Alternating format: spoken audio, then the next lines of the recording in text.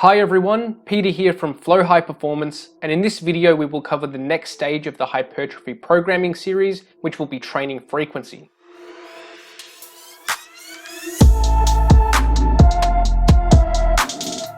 First and foremost, let's establish what training frequency means. Frequency in a general sense refers to how many times per week we train. However, for hypertrophy training, there are two forms of frequency we need to consider. First is workout frequency, which refers to how many total days per week a trainee lifts, and second is muscle group frequency, which refers to how many times per week each muscle group is trained.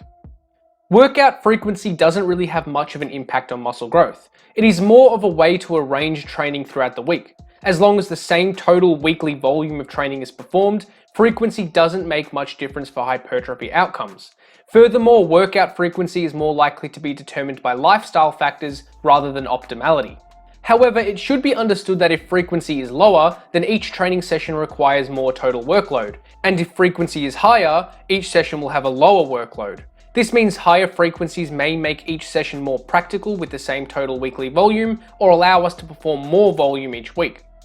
Similar to workout frequency, muscle group frequency doesn't make much of a difference to hypertrophy outcomes. However, when muscle group frequency is increased, it may allow us to perform each set with slightly higher quality.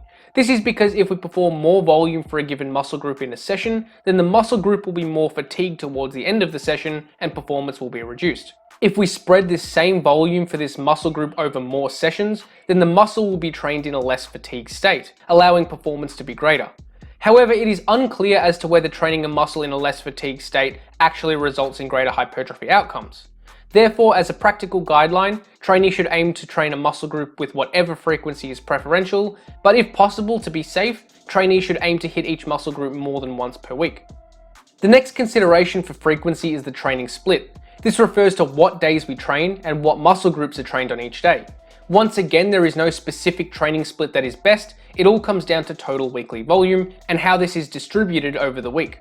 The only factor we should consider when creating the training split is to try and evenly distribute the volume for each muscle group throughout the week. This means we probably don't want to train any muscle group with high volumes on consecutive days, as the muscle may not be fully recovered in time to perform in its best state.